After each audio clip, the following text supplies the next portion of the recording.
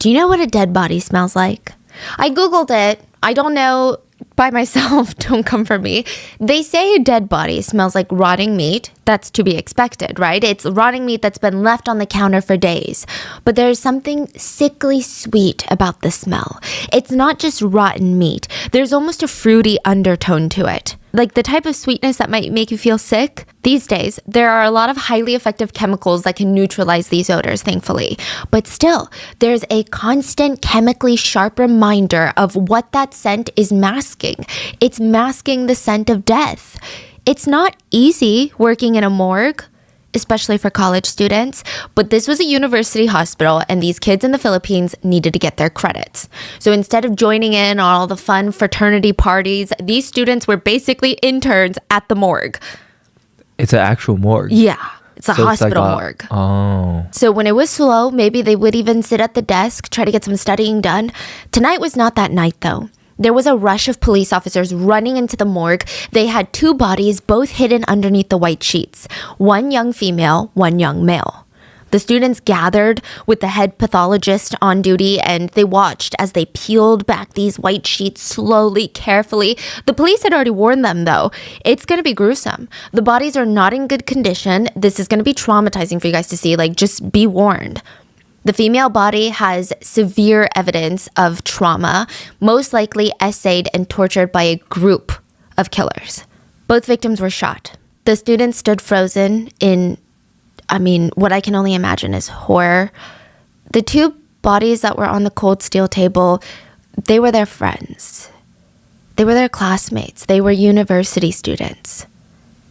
And these murders were about to be the biggest mysteries / murder investigations that they had seen in this town in a very, very long time. It would lead to the vanishing of a police officer, 7 high-profile killers being thrown in jail with a combined sentence of 1,970 years in prison.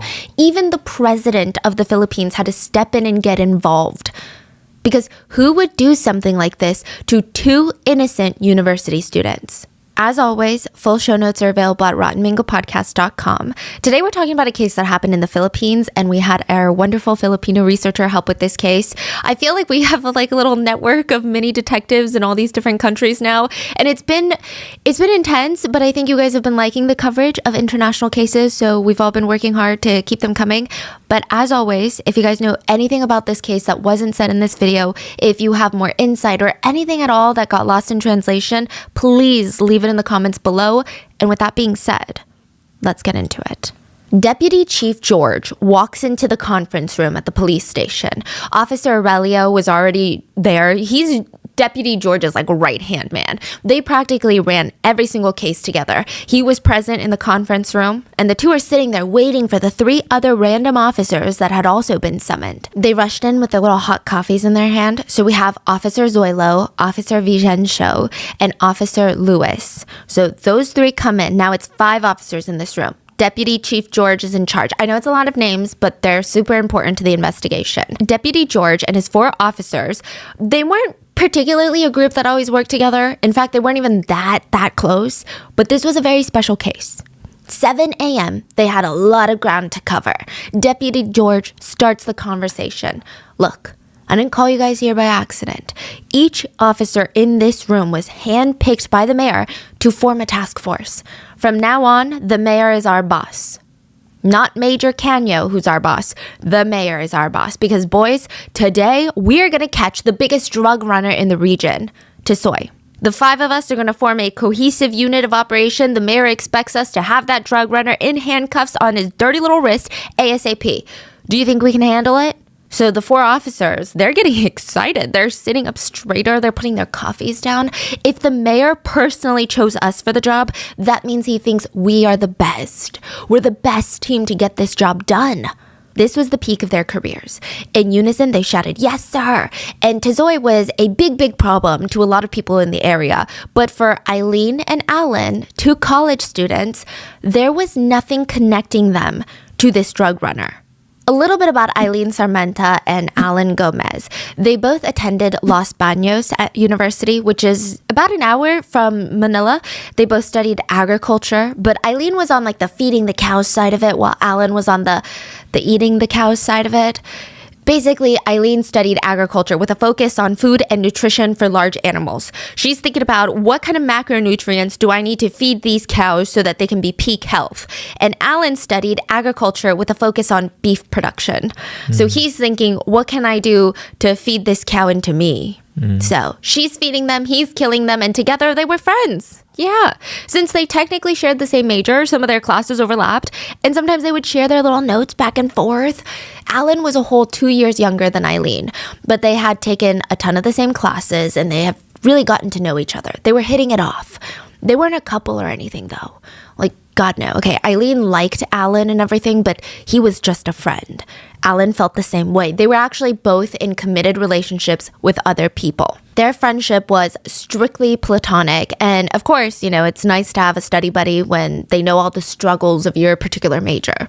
So Eileen and Alan's morning, it starts with a lecture, some note-taking, another lecture, a short break for lunch. The campus is pretty spread out and it's summertime, so they try to savor these little walks in between classes. Eileen would lift her hair off her neck because it's really humid. And she thought about her plans for that evening. She's like, okay, once I get out of classes, I got to do my homework. And then she's like, wait, Alan, we're still meeting for coffee after class, right? Near campus? He's like, yeah, we'll meet for coffee and I'll drive you home afterwards. So the two agree to it. They go to the local coffee shop after classes. They study, exchange notes, but also they caught each other up on all the things that were going on campus. They talked about their professors, fraternity parties, who hooked up with who hooked up with who at sorority parties. It's genuinely just a stereotypical college campus conversation. Now, their university has 12,000 students, so most of the time they had no idea who each other was talking about, but sometimes it would overlap. They finish their coffee. It's getting late. Alan's like, okay, well, let's go back to the car. The parking lot is relatively empty. So this coffee shop is basically on campus, and at this point, everyone had made it back to their dorms. Nobody was really there. So she opens the passenger side door, and she's about halfway in. And side note, Alan has a really funky car in the best way possible. It's this white Enfrage van. It's like a super boxy, looks like a cute camper van almost. It's a truck with 2 seats in the front, and the back is more of like a U-Haul situation. So it's covered, but think of it like a pickup truck. Just a metal sheet floor. There weren't any more seats. It wasn't carpeted. It was just a metal floor. It's cool. It's reliable. It's perfect for a college student like Alan. But I guess in other situations, like if you were driving around your house at night, it might slightly resemble a kidnapper's van, you know, like a stereotypical kidnapper van. Anyway, Eileen opens the passenger door. Alan is reaching for the driver door. They're both halfway in when all of a sudden an ambulance van, or what looked to be an ambulance van, screeches to a stop just a few feet away from their car. This is a van like the regular police drive. But the people driving this van were not pursuants of justice. They were straight up criminals. There were 7 men in that car. 2 of them rush out and start pulling Alan away from the van. Another 2 run towards the side where Eileen is. And by the time that she's already halfway inside the van, the men grab her by the shoulders, pull her out, drag her to the back of the car, open the trunk, and shove her in. Within seconds, both Alan and Eileen were shoved in the back of Alan's car. 2 men get in the front. They start driving. The rest of the men follow in their little police van. Eileen and Alan were terrified. These people had come out of nowhere disguised as a police ambulance, and now they were being held hostage in Alan's own car. These kids have no enemies. These kids have never dabbled in crime. They're your stereotypical run-of-the-mill college students, and I say that with so much respect because, I mean, why wouldn't you want to be that? There was nobody in the parking lot that had seen much of anything. There were no CCTV cameras in this side of the parking lot that had witnessed the kidnapping. The only evidence that something very, very bad had happened was while they were in the middle of a struggle, the wallet in Alan's pocket had fallen out onto the parking lot floor. That was the only thing left behind that hinted at anything happening to them. The criminals did not notice it. The cars drove away, and as time passed, it seems like the 2 college kids were being delivered to someone. That was kind of because, you know, if these guys wanted to kill them or hurt them or even take something from them, they would have done it right now. They would have done it already. But instead, they drove for about half an hour before pulling up to this massive gated estate.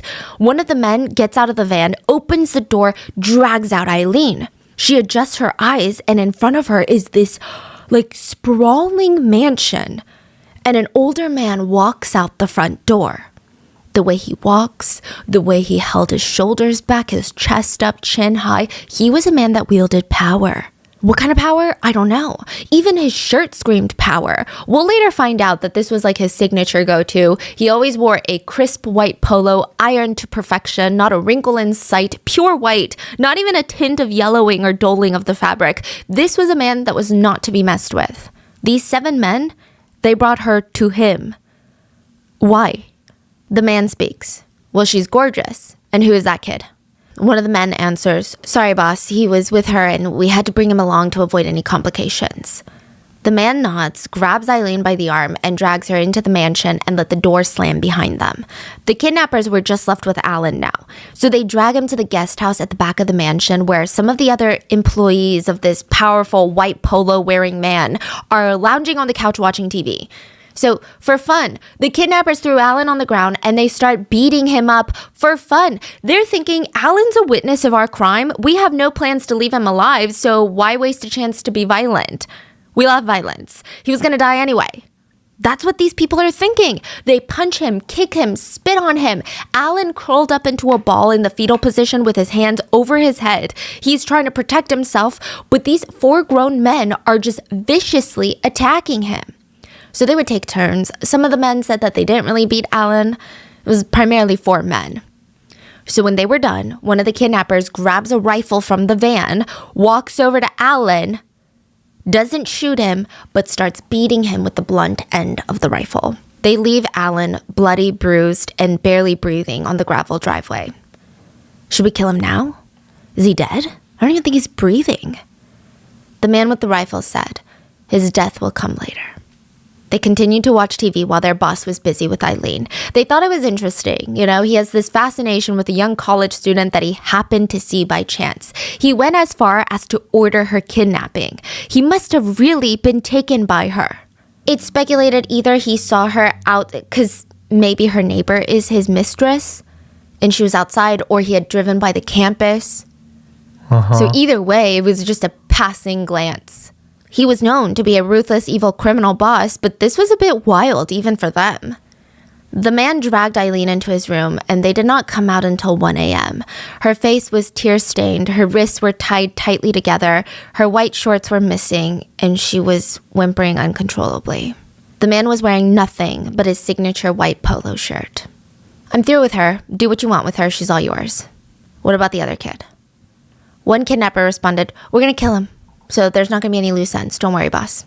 Eileen is standing right in front of them when they said that. They did not care. They drag her and Alan back to the trunk, and they get separated in the 2 different vans now. So the kidnappers take both university students, and this time they split them up in the 2 different vehicles. So in this little fake police van, some of the kidnappers go and they take Eileen. Now, what's important is there's a lot of windows on this fake police van because it looks like a police van, right? So she can see out the van. This is important. In the other car, in Alan's truck, which is pretty windowless, it's just Alan in the back of the truck and 2 kidnappers in the front. And Alan's truck is driving in front of the police van. So Eileen can see this truck in front of her and she's freaking out. She's thinking of what to do. She's wondering if they're going to drop them off and dump them somewhere and hope that they don't remember their faces. But instead, she sees Alan's van swerving for about a mile. Now, this is a remote area, so nobody saw it. No other passerbys, no other drivers were on the road. But we can assume that Alan had woken up and was trying to fight the kidnappers. Oh my God. For a mile? For about a mile. And then Eileen could hear 2 loud bangs and the car no longer swerved. A mile later, they pulled over to the side of the remote road. Eileen was alive and conscious. The kidnappers opened the back of Alan's van and drag out 19-year-old Alan's body. They literally let his body hit his own van's bumper and fall to the side of the road. They drag him out like a sack of potatoes. They drag him into the tall grass a few feet off the highway. There's a trail of blood where they had dragged him and he had been shot twice. Eileen saw everything. She heard the gunshots. She saw them drag her friend's lifeless body. When the van starts to move again, she's absolutely petrified. I mean, now she's really alone. The next time the van stops, Eileen was moved to Alan's truck, so the flat metal truck bed, and she couldn't see anything or any even lights, like no civilization for miles at least. Her eyes were adjusted to the dark, and she's praying that someone would find her, but she just sees like these sugarcane fields. They stop, and she's laying on the back of the truck bed, and 7 strange men are just towering over her. And one of them said, and I quote, "Let's go turbo on this girl the way Boss just did." They took turns holding her down and assaulting her. The entire time Eileen was sobbing, she begged them to stop. They did not listen. She at least begged them to be gentle. They did not listen. There was only one kidnapper who did not participate in the assaults, and the kidnappers tried to egg him on, saying, "Don't you want to go now? She's all yours now." And it's okay, I don't feel like it. The rest of the men, they shrugged. They reached into Alan's van when they were done with her, so all of them took turns, pulled out one of the rifles, and Eileen reportedly begged for her life. Reportedly, she said, "Please, you've taken everything from me, my shame, my honor, my dignity. Just spare my breath. It's the only thing I have left." They shoved a dirty handkerchief into her mouth to keep her from talking, and she had this really pretty, distinct beauty mark on her left cheek. They held up the rifle and pointed it at that beauty mark and pulled the trigger. They just left her in the van. They left Alan's van like that. They left her in the back of the van. They didn't even bother cleaning anything up. Her shirt was found exposing her whole body.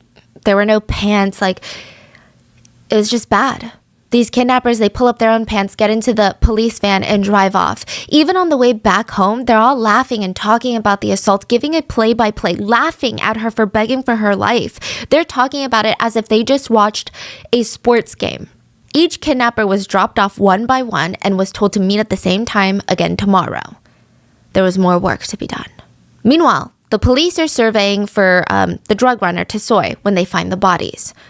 The only police car to fit all of them was a patrol car that looked like a police ambulance, a real one. And the department was running out of money, so it's not like the most incognito van. Now, Officers Zoilo, Vincenzo, and Luis, they would sit in the back with a folded up stretcher and first aid kit, while Deputy George and Officer Aurelio sat in the front. This is day 1 of their operation. Operation Don't Disappoint the Mayor and Crack Down on the Drug Runner. So catching a notorious drug runner, it sounds exciting, it sounds fun, but their task was to just drive around hoping that they would see him walking down a sidewalk somewhere so that they could start following and stalking the drug runner. Most of the morning, they were just faces glued to the sides of their windows driving around. The testosterone-filled excitement from that morning, it's dying. It's not as cool, it's not as Avengers Marvel movie action as they thought. They're just driving around and filling up the gas tank. So now, the 4 other officers wondered if Deputy George was just getting them wrapped up in a mission that was impossible. The next morning, they wake up at the butt crack of dawn. Evil never sleeps, Deputy George says. And then they would all get back in the car, and they're driving around, looking for this drug runner. They start driving through an area called Imok. It's about a 20-minute drive from the university campus. So they're on this semi-secluded road when one of the officers perks up his seat and is like, "Hey, what is that?" The van slows down and the other officers look out and they see a man laying in the tall grass next to the side of the road. They roll their eyes. Okay, just their luck. They're supposed to be out here catching they're supposed to be doing some FBI. Okay, catching a drug runner, but instead they're driving around acting like parking meter cops, and now they're gonna have to wake up this drunk kid, probably a university kid that passed out after a frat party in the freaking grass, give him a lecture, send his booty home. Ugh, this is not that exciting. This is like low-level officer stuff. So the ambulance pulls over to the side of the road and reverse backs towards the man. Officer Aurelio was driving, and he was like, "I'm just gonna stay in the car because this is below my pay grade." Officer George, Vincenzo, and Luis get out, and they cautiously approach the man. As they get closer, they realize the drug runner might have to wait, because laying beneath them was a young man with 2 bullet wounds, one to his head, one in the back. He was dead. They stood in silence, and from the van, Officer Aurelio's walkie-talkie beeped. Remember Officer Zoilo? He's the other officer in the little squad. He was at the station doing paperwork, and he heard that there had been a female body found by some civilians nearby where Deputy George had just reported this male dead body. He beeped them and was like, "You guys need to go get to that other body right now because civilians found a body." So now Deputy George has 2 bodies on his hands and a drug runner still on the loose. The officers tape off the scene where the male body was found. He leaves one of the officers to guard the crime scene, and the rest head over to the other crime scene where they find Eileen's body. She was found inside Alan's van in the back of the cold metal floor. Her shirt was pulled up. Her undergarments were around her ankles. I mean, there were signs of bodily fluids on and around her body, and also flowing out is kind of how they describe it. She had a handkerchief stuffed in her mouth, and just like the man's body, she had a bullet wound to the head. But for the male body, they just found Alan's body. He had been shot at close range, but the officers could tell that the gun had been at least a foot or two away. So it's very close, but it's not, the damage is not going to be as severe. The damage done to this woman's face led the police to believe that the gun was touching her skin when it was shot. An entire portion of her face was missing. George felt his stomach drop. The girl was obviously in her young 20s. Some evil person had just come into his jurisdiction and committed this heartless, merciless crime. This poor girl had suffered so much and had her life ripped away from her when it was only just beginning. He put a blanket over the woman's body to try to give her some dignity in death. The closest hospital was the university hospital. I'm not sure why they took the bodies there instead of to a regular hospital, since it was obvious that there was nothing the doctors could do to help them. So why take them to the closest hospital that's a university hospital where there's a chance that these victims could be university students? Because they're found close to the university as well.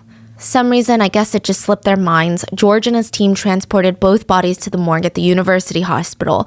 And there, the students at Los Baños University recognized their friends and classmates, Eileen and Alan. Eileen was a senior who was about to graduate. She was really a special person to a lot of people on campus. And I know that we have victims that almost sound too perfect, like they lit up the room when they walked in. You get it. But Eileen was really, really fascinating. People said she wasn't even trying to be this amazing person, but she just naturally was. On weekends, she would skip parties to volunteer. She was very warm. Like, for example, if you were a little lonely or no one wanted to go to the movie with you and you're like, oh my God, I really want to see this movie this weekend. Eileen wouldn't say anything, but the next day she would show up at school with 2 tickets to the movies, one for you and one for her. And she just had this like presence around her. People said if you hung out with Eileen, you felt really safe. You know those people that you just feel very safe around? She was that fuzzy blanket friend that makes you feel very cozy. She was also super studious, and her teacher said, okay, in class, you know how sometimes kids ask really random questions and you're like, oh, this kid is trying to stall time. This kid is trying to be funny. This kid is distracting. Eileen would ask the most random questions, but she was genuinely such a curious person. She wasn't doing it to be a smart. Her teachers knew this too. She wanted to know everything about everything. And she just had this big brain that stored all this information all the time. And as for Alan Gomez, he was kind of the opposite. Like if you were walking through the university, they said you would always hear this kid laughing. Like his laugh was that contagious laugh where he would go silent and he would just be like breathing spurts, and then he would snort randomly. And then even if you don't even know what he's laughing about, you're like walking past him in the hallways, you kind of want to giggle because you're like, what is so funny? That was Alan.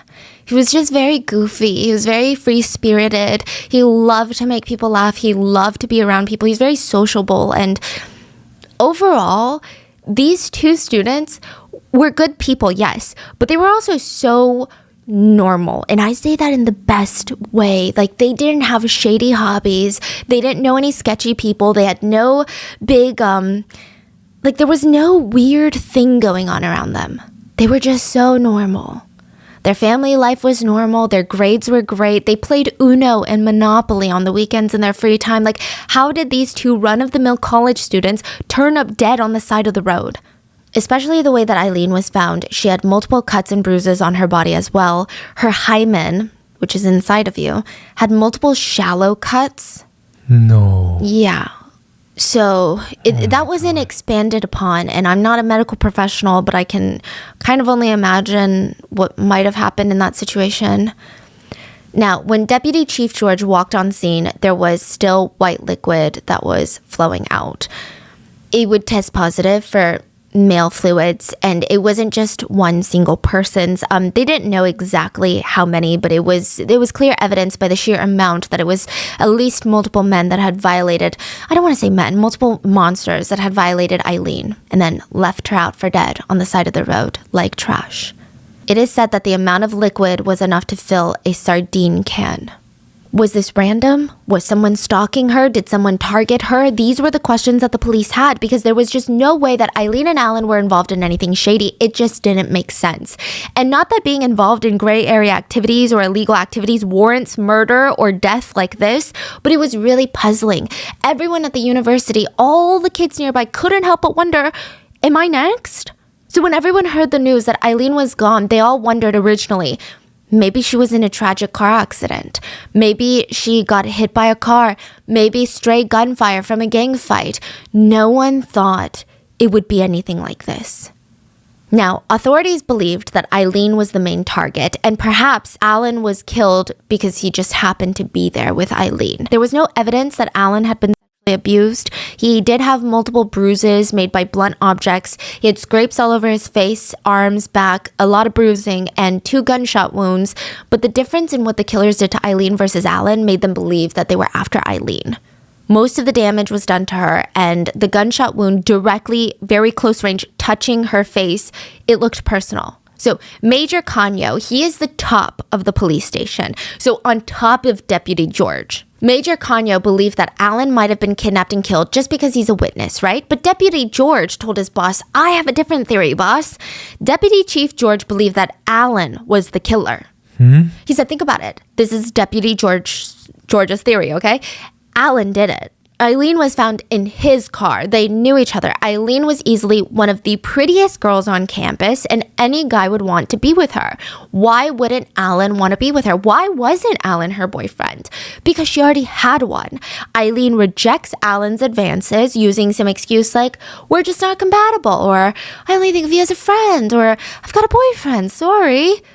Eileen did it nicely, of course. She's a nice girl, and she's always mindful of other people's feelings. And Alan pretended that everything was okay. But boss, I recently got a report that Alan was seen in a physical altercation with another college student named Kit. Oh yeah. Kit was the new boyfriend of Alan's ex-girlfriend, and Kit dumped the ex-girlfriend. Very complicated. I know, stay with me here because Kit is kind of important. Alan went to fight Kit. He's like, why'd you break up with my ex-girlfriend in such a heartless way? You hurt her heart. Kind of weird. That's what? Yeah. But Alan ends up losing the fight, getting upset, getting embarrassed, humiliated. And what do a lot of humiliated men do? They start blaming it on women. This is what Deputy Chief George is thinking, not me. And who is the woman that he is most angry at? The one that rejected him, of course. Eileen. So a lot of mental car wheels going on. Yeah. So according to Deputy George's original theory, Alan is a borderline incel. Do we have proof? No, not really. But he continues. His ego is bruised. He blames it on women. So he invites Eileen to a platonic coffee date like old times to show her, you know what? Even if you rejected me, we can still be friends and there's no hard feelings. She accepts. The meeting goes well. She lets him drive her home, and that's when he assaults her and kills her to take revenge on women and build up his ego again. He leaves her in the car and takes a walk. But during this walk, all the guilt starts to hit him, but more than the guilt, he knows he's going to be caught. There's too much evidence. So using the same gun that he used on Eileen, he uses it on himself. Twice. Things like this do happen. People have killed people for rejecting them. But basic evidence disproves this very, very rudimentary theory, honestly. First of all, Alan is not an incel. Just trust me on that one. 2, if Alan shot himself, how did he get a bullet wound made by a gun that was at least a couple feet away from him? Second of all, how did he have a bullet wound on his back?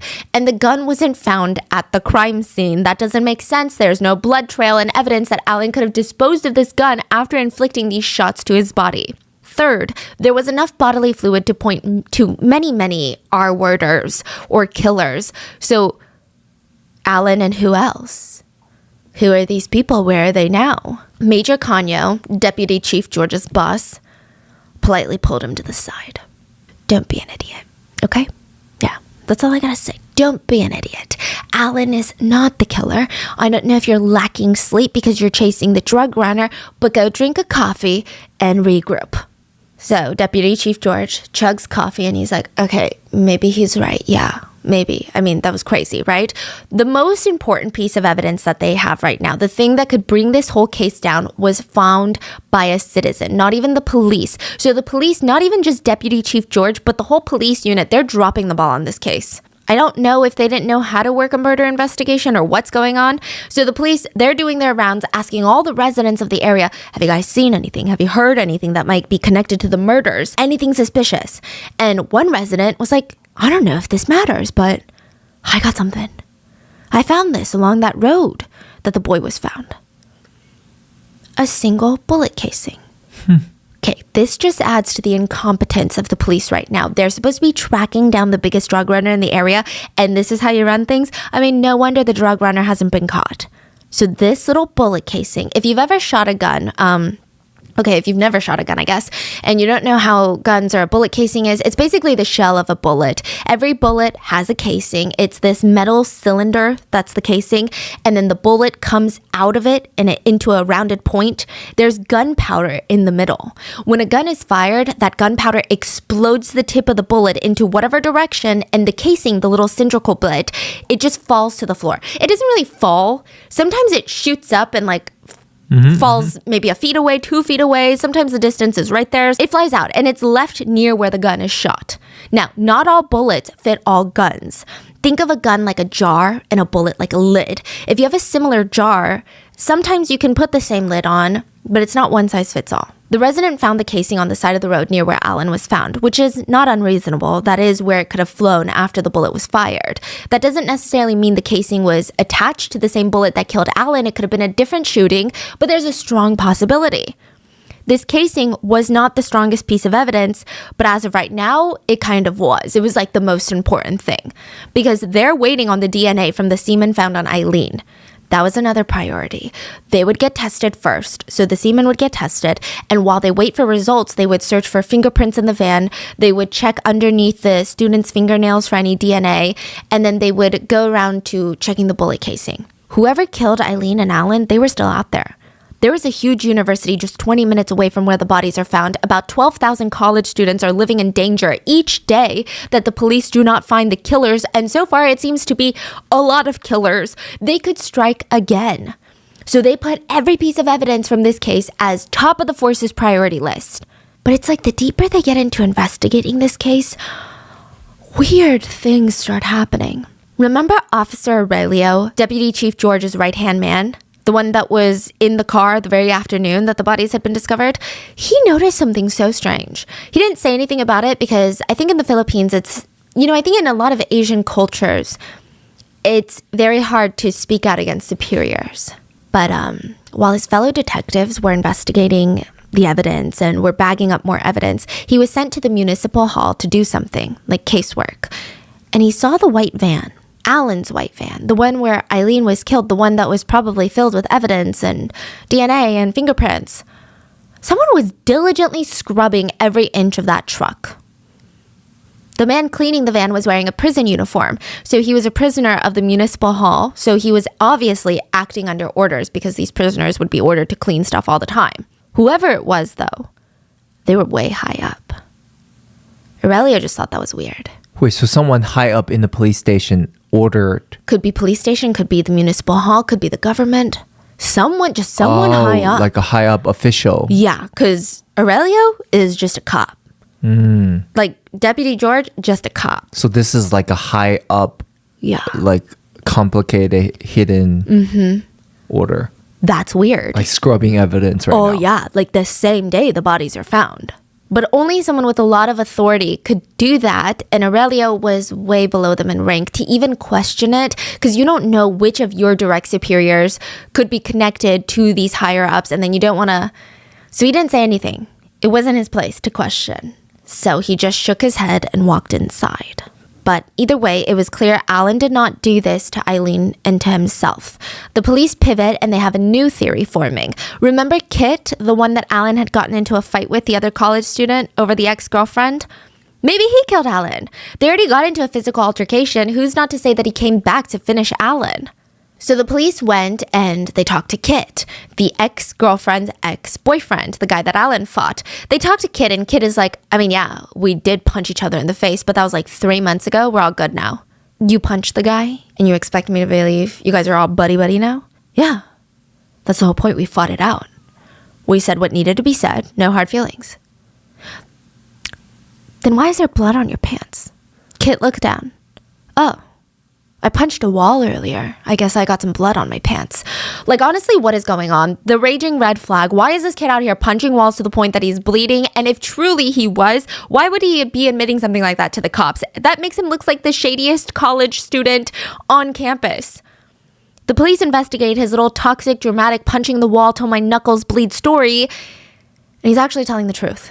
His knuckles were busted. They found the hole in the wall and people reported seeing him punching it until he bled. That and friends of both Kit and Alan had not noticed any animosity between the two. They were like, oh yeah, they fought and they were chill now. So this theory turned out to be another dead end. And then another curious thing happens. Remember how police officer Aurelio saw the prisoner being ordered to wash the van, aka the crime scene, aka Alan's van, the van with all the evidence?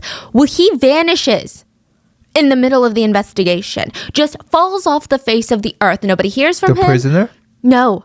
Aurelio, the officer. Oh. Nobody hears from him. Nobody knows where he is. Nobody, not even his family. It's alarming. It's coincidence. We don't know. We're about to find out. There's so many layers to this. I'm sorry. At this point, Officer Aurelio is missing, but his squad, his police squad, can't even look for him because they've got a big murder to solve. So they end up going to the mayor's house while this is all going down. And the mayor becomes important. The crime scene is like a couple blocks away from his place, which is a shit show. So everyone's like, we need to up the security. What's going on? Is the drug runner coming after the mayor? Is this a drug runner sending a signal to the mayor? Because this happened almost immediately after he had ordered the investigation into the drug runner. This is a sign for the mayor to back off, right? So they go to the mayor and they're like, you need to do something. I think you need extra security detail. And Mayor Sanchez, I'm telling you, it's dangerous. Now, Mayor Sanchez is kind of an interesting man, okay? He's the type of man that's not really scared. He's like, God will protect me, don't worry. And the police are like, no, you don't understand, okay? Drug runners may or may not believe in God, so if they're coming after you, you need to get someone at your door. And he's like, okay, I'll pray about it. And they're like, this is not. And just side note about this guy in general, okay? But apparently he's actually doing a pretty good job at being a mayor. He's a devout man of God, but he's very compassionate, kind-hearted, supported a lot of charities. But he is controversial because he's very obsessed with Botox and filler and spends at least 20 minutes every morning doing his hair in front of the bathroom mirror. So he's just kind of out there. And he's like, oh, I don't need guards. God will protect me. So at this point, the police are too busy to even entertain this guy. They're like, okay, whatever. We need to get the forensic evidence back. The analysis of the evidence had finished sometime in July. For reference, Eileen and Alan's bodies were found June 29th. So it's relatively quick, but not that quick. The police knew that more than one man had R-worded Eileen prior to her death, but after the DNA analysis, they had an exact number. 7. 7 men had brutally taken advantage of and R-worded this 21-year-old student. 7 separate people who probably, all of them had mothers, maybe wives, maybe daughters, had not only been complicit in watching Eileen get brutally violated, but had participated in traumatizing her and later in her murder. They tried to run the DNA, and there was no match in the system. Whoever did this to Eileen and Alan had never been caught for any other crime in their life. For me, those odds sound strange. You're telling me 7 separate people who are so evil they would torture R-word and murder a young woman, and on top of that, they killed her friend simply because he was there. This is not a first crime type of situation. To do something so horrible, you must have done other crimes beforehand. But the chances that all 7 of them have never been caught for anything? How in the world did they fly under the radar for so long? But more on that later. Then there was one last piece of evidence. The bullet casing. The bullet was a .556 millimeter caliber bullet. There are over 100 different types of guns that can take that bullet, but But, and a big but, this bullet casing had a couple scratches in it. They're called striations. So when a bullet gets fired, the bullet doesn't just shoot straight out of the gun. It actually spins. And the bullet itself rotates with the casing inside of the gun for like the tiniest fraction of a second. And when it rotates, the outside of the bullet scrapes against the inside of the bullet chamber as it spins, and it bursts out, leaving these microscopic marks on the bullet. They're like teeny tiny little scratches. Each gun has different, right? Yes, has a unique pattern of scratches. It's not to say like every single gun, but like each model of gun. And it's not on purpose. It's like the firearm version of a fingerprint. Now, this bullet had one gun's fingerprint all over it. And all the police had to do was figure out which gun shot it. But till then, they had to try and figure out a way to please the increasingly desperate, terrified, and heartbroken public. Can you blame them? They felt like the police were not doing enough. The public was scared. They put up signs and banners around the university. They were dissatisfied with the current progress. They marched, protested, they chanted, "We, the scholars of the nation, demand justice." There's added layers of context and culture to this, but in the Philippines, it's very difficult to get into college. And, you know, it's kind of different from the US where, can I say it? Like, we have a lot of fun majors in the US, you know, but when you get to college in the Philippines, like, people are really focused, like, they're dedicating their whole lives. It's very hard, and the fact that these university students, it seemed like they were targeted and the police are not even catching the killers, it's like this, we are the future of the country. We are literally giving up our youth to be the future of this country, and you don't care when we're killed? It was very frustrating for people. So they actually all gathered together and they're like, we need to do something, okay? Forget these police. So they all gather together and they make these organized groups. And I'm telling you, college kids, that's where it starts. Like, students really, they make a lot of moves. So they get everyone together and they're like, we need to ask all the neighbors, see if anybody saw anything suspicious at all. So we heard they were in some sort of like police van. So we need to see if anyone saw any sort of police van and who was driving it. They go around taking notes, and all these notes match up to one person. They get a composite sketch artist and they sketch out the driver of a police van. Now, it looked more like a missing person than it did a killer, though. It looked like Officer Aurelio, the right-hand man to Deputy George, the driver of the police van. The one that saw Alan's van being cleaned. The one that vanished, it looked exactly like him. To be fair, he was driving a police van that day. So whether it's like they thought it was that police van or something, or maybe it's a setup, we don't know. Now, a few people in this case we're about to talk about get waterboarded. So that's a whole thing. But back to the gun casing that had microscopic scratches. Major Canyo, he personally investigated the bullet casing and he ran the scratch patterns through the system of registered guns in the country, and they got a hit. They got a match. The bullet casing found near Alan's body belonged to M16 rifle with the serial number 773159. The M16 is a standard issue police rifle in the Philippines. Serial number 773159 belonged to Mr. Louis Corcoran. Deputy Chief George went out the first day with his partner Aurelio and 3 other low-ranked officers. Do you remember their names? Zoilo, Vicenzo, Luis. Strange, but another but. Luis had handed in his gun. It was registered under his name, but he actually wasn't carrying it, and he hadn't been carrying it for most of the month. When the officers scanned the analysis paper, they saw that he handed in his gun the day the bodies were discovered. So after? Yeah. So things are getting kind of shady. Before the officers could even contact him for an interrogation, on July 12th, Lewis turns himself in.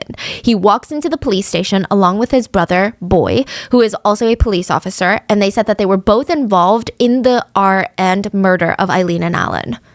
They said, yes, we were involved, but we didn't do it alone, and we were under orders to do it. They told the police that the guilt from what they had done was weighing down on them, and they were ready to tell the whole story. Lewis and his brother, the 2 police officers, they start talking about how a week before the murders, they had been approached by a man named Lavadia.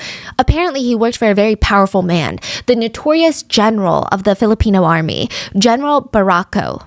Interesting man, if you can call him that. He ran for office a few times, but he got a lot of shit on because he threatened his opponent and said that he was going to chop him up to pieces, add salt, and feed him to his dog. Verbatim. It wasn't even like a literally verbatim, an active threat. He lost. He lost, and then he decided, you know what? I think I'm okay with my mountain of power. Still a general. Still a general. And his family is even more interesting. And maybe interesting is not the right word. Just evil. His father was obsessed with Hitler. His father named his 3 sons Dictator, Blitz, and Krieg. Krieg is German for war. So Jeez. Baracco's first name is Dictator, which gets confusing when you're like General Dictator Baracco. It's not a rank in the military. Yeah. That's his first name. Wow. Yeah. So Lavadia told Louis that right now Baracco is not a happy man. Someone had messed with his son, and he did not take that lightly. Now, just remember, this guy has been linked with multiple human rights violations, crime syndicates, drug traffickers, and a coup attempt back in the 80s. So when he hears that his son is in a fight, you think that this guy is like, oh no, my son was in a fight. Did I raise him wrong? Do I need to have a conversation with him? No, his train of thought is more, who is my son fighting, and why didn't my son take care of him? No, you're telling me the son is the wall punching dude? Wall punching dude, Kit. Wow. Yeah, Kit. The guy that got into a fight with Alan, a fellow college student. Apparently. So that makes sense, though. Like, now you see why someone will punch a wall. So, yeah, Lavadia goes to Louis and is like, you're going to do this for the general. And he's like, well, I can't do it alone, so I got to get my brother involved. And they commit this crime with a few other people. Now, the police, the good police, they sit on the other end of this interrogation table looking at Louis like he's lost his mind. They honestly don't even believe a single word that he said. They don't tell him that, though. They say, okay. And they ship him off to another police station to be interrogated. And it sounds like they're shipping him off to a new police station because, you know, there's a lot of personal ties at this police station, right? Wrong. Not entirely. This specific police station has a specialty. They 100% like to cross the ethical line with their interrogation tactics. And to put it as simply as possible, they are big stands of waterboarding, starvation, violent interrogations, and they happen to be fond fans of electrocution during interrogations. They tortured Louis and his brother boy. They just don't believe it. You know, you're going to kill your son's university student friends because of a love triangle? Like, even for a general that is as bad as General Dictator, it's just kind of crazy. It's very unhinged. Not to say that he's not unhinged, but it's just weird. So through the police, through their not so legal techniques, they're able to find out that the 2 brothers were working for someone, a very high up official, but it wasn't the general. It was someone else. They knew who it was now. So they marched straight up to the killer's home, knock on the door, and there he was, standing there in his signature pristinely ironed white polo shirt. Mayor Sanchez, can we ask you a few questions, please? They're invited in, and they start grilling him. Mr. Mayor, what were you doing the night of June 28th, 1993? The 28th? Oh, that's been so long. I don't know if I remember. Well, actually, yes, I do. Go on. Yeah, well, I'll tell you, but don't go spreading it around. I was with Elvira, my mistress. I was there in the morning over in the Bay. So Bay is about 4 miles away from the university. I stayed the morning. I said bye to the kids on their way to school, and I ate breakfast with Elvira. Then I left in the afternoon to go back to Manila, and I wasn't back home until about 10 p.m. Okay, thank you. And Mr. Mayor, now can you tell me what you know about the Eileen case? Oh, a lot. I was told the very same day that 2 people had been found murdered near my house. I was enraged. I ordered a prompt and thorough investigation to prevent any sort of cover-up. The truth is the most important thing, remember? I will not hesitate to have the perpetrators of this crime killed, whether a general's son is involved or not. Son of a bitch. No freaking way. Yeah. Do you think... Who do you think might have committed that crime? So, side note for my viewers, if the police ever ask you, if you have any guesses off the top of your head who you think did it, do not answer, do not take a guess, ask for a lawyer, because guess what? They think you did it. They will never ask you that unless they think you're the one. So what happens if I say a name? Like, does that put me in trouble? It's not the name that gets you in trouble, but it's the way that you start rambling, because you can't just say a name without explanation. So you're like, I think... So it's like you look kind of guilty by like pointing finger at so-and-so. And then you could accidentally lie, trying to make that person look even more guilty. Got it. And when you get caught in one lie, they're going to try to catch you in another and another. And then all these lies are going to create a mountain of evidence that's going to be thrown at you during the trial. Well, speaking of the general's son, I did hear that the victim and Kit, the general's son, got into a vicious fight months before the victim turned up dead on the side of the road. Unfortunately, our country has a problem with high status people getting drunk on power. And if the general saw Alan as a threat to his family, it might be worth checking out. It's very interesting that the mayor brings up Kit, just like how Lewis and Boy originally brought up Kit, because before they were waterboarded, of course. So were they on the same page? How does the mayor know about Kit? It's weird. Officer Aurelio hadn't been seen since June 30th. He had disappeared, remember? His coworkers were concerned, but they didn't have time to look for him. On August 10th, a little over a month after Eileen and Alan's bodies were found, federal agents arrested him at a huge flea market in Manila because he was the one driving that police van, and he was very, very close with the mayor. The day Aurelio disappeared, guess where was the last place he was spotted? He was seen walking into the mayor's house. He walked in, stayed for a while, then walked out, and that was the last anyone saw of him until he was arrested. So while you can't book anyone because they look like a drawing, you can bring them in for an interrogation. The police found him at the flea market, brought him in for questioning, along with Officers Zoilo, Vicenzo, and Chief Deputy George. All of the ones that were working on the drug run operation with Officer Lewis, they were all now being questioned. So this whole drug operation, it's not really about drugs. Yeah, it was not about drugs. Every single one of them was in on it. These are the killers. The officers. That's freaking crazy. Are the killers, and the mayor is the one that ordered it. That is so blatant. Wow. Which explains the very theory that Alan was the one who did it, because to them, they want to clean it up as neatly as possible. They can't catch another killer because they're going to be like, I'm innocent. What are you talking about? There's no evidence that ties anybody else to it. It's the cleanest if Alan had done it. They can wrap up the case, tie a little ribbon on it, and move about their days. But that also, like, there's no way this is all of their first crime. No way. You don't do something this disgusting and gross, blatant in front of people. So, like, imagine how much they are covering. Yeah. So at first, these 5 men were not cooperating. They were not giving any answers to the police. So they were sent to be waterboarded. One by one, the answers started spilling out like a glass of water that was knocked over. Aurelio was first. He's like, okay, I'll tell you what happened, right? And Vicenzo followed suit. And together, these 2 men would become the prosecutor's star witnesses. I thought you said there's 7 people. Right now, there's 5, right? And then plus so there's 1 more. Yeah. Oh, the brother. The brother was involved, but there's actually another person that's involved. It gets really weird because one of these people doesn't actually get charged with a crime. So what happened that day? So remember the drug runs where they were driving around? They were not looking for the drug runner. They were looking for Eileen. Now, there are different stories on how the mayor even ran into Eileen, but some people say she interviewed him for the school's newspaper. Another version says that Eileen was the neighbor of his mistress, and he had seen her outside. Or he had gone to the university campus because he frequents there a lot and had seen her.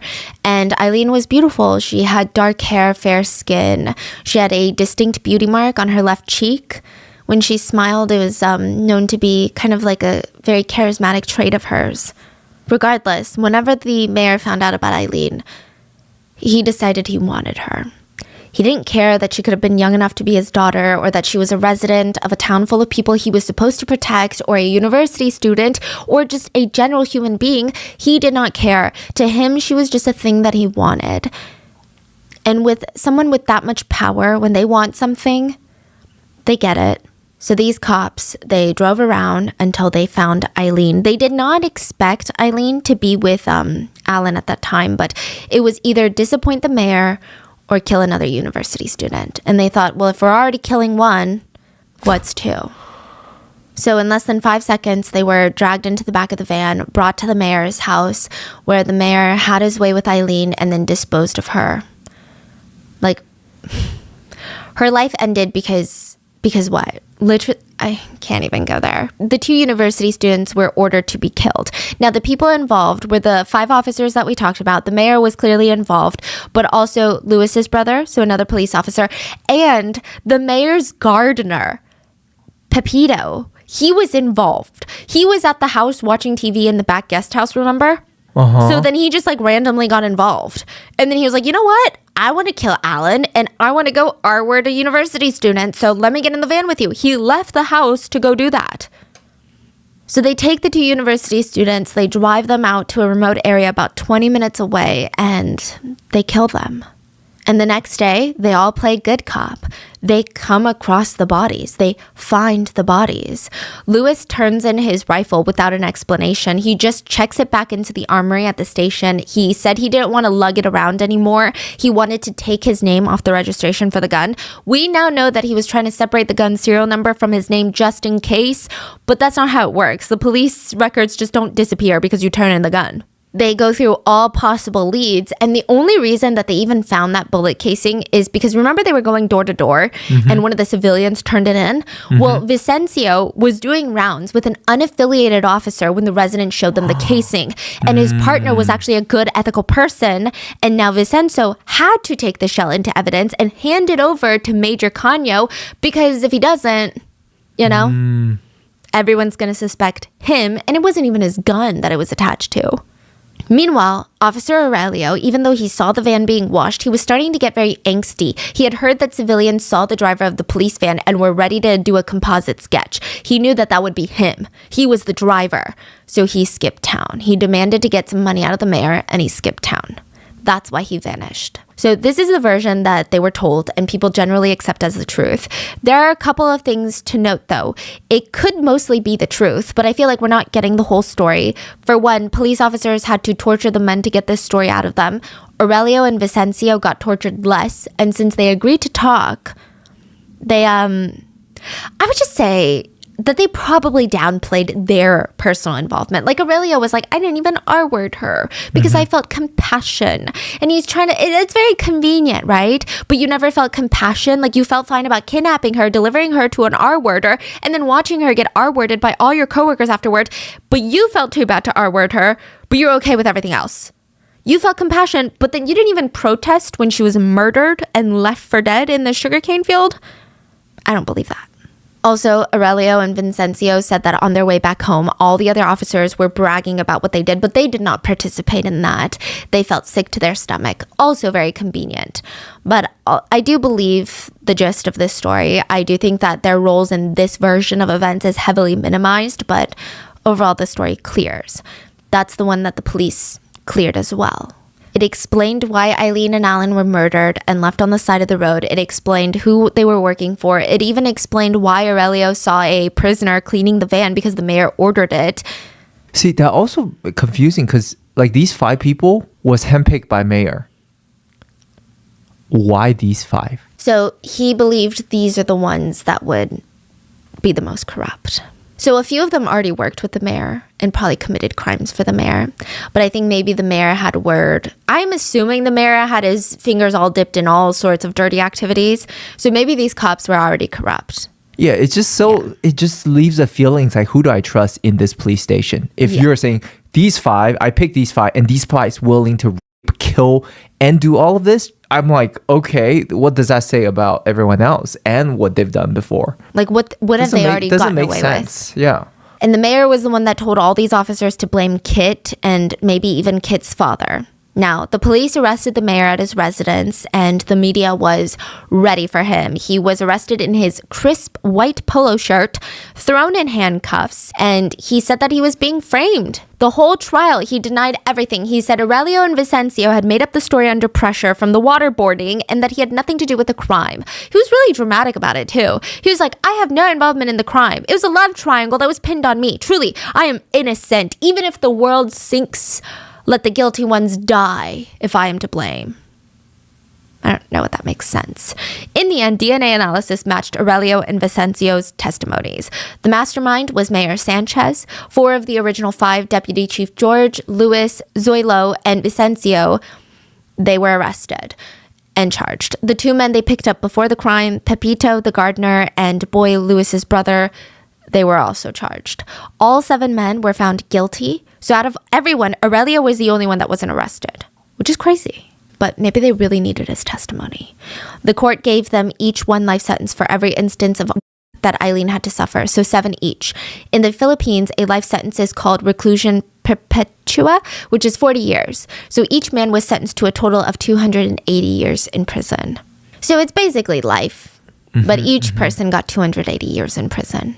40 for each instance of R-word. Even if you only R-worded her once. Now, the judge presiding over the case released a statement, and he said that this was a crime that was hatched in hell. He said that each one of these men were complicit and participated in watching a university student get assaulted 7 times.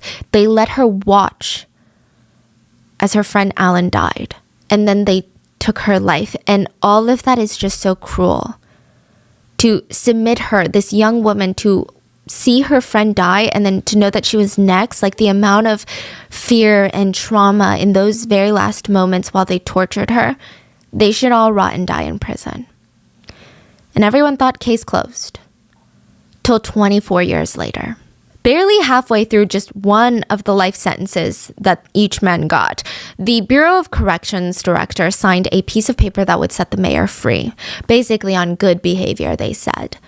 The public was disgusted. They were not happy with this situation. They did not want the mayor released. He had been convicted of masterminding the R-word and murder of 2 innocent college students.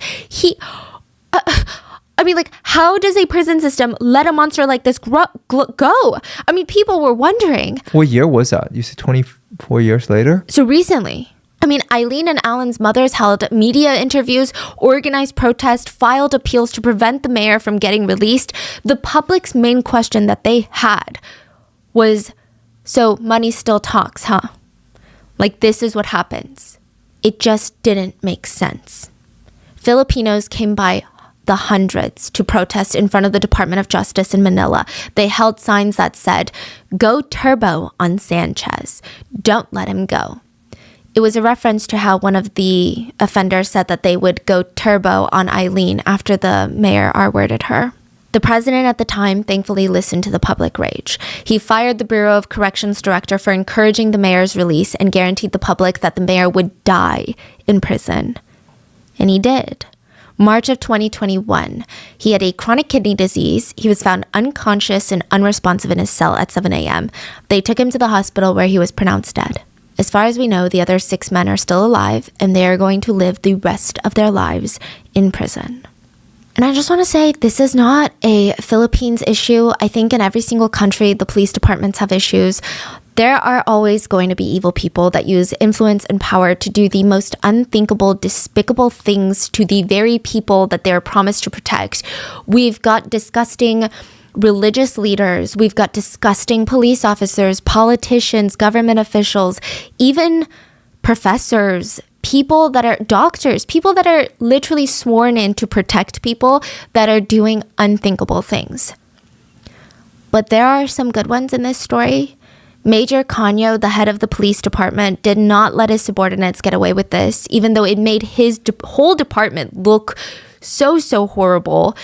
The major was not scared to go up against the general, the mayor, anybody. He was willing to take down any official. There were countless other colleagues who helped him investigate their own colleagues and take them down.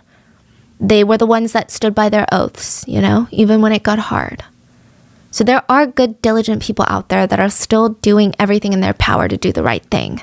They help bring justice to Eileen and Alan's family, and I just hope that Eileen and Alan's family can at least sleep at night knowing that the people who did this to their children will never, ever have the opportunity to do this to anybody else.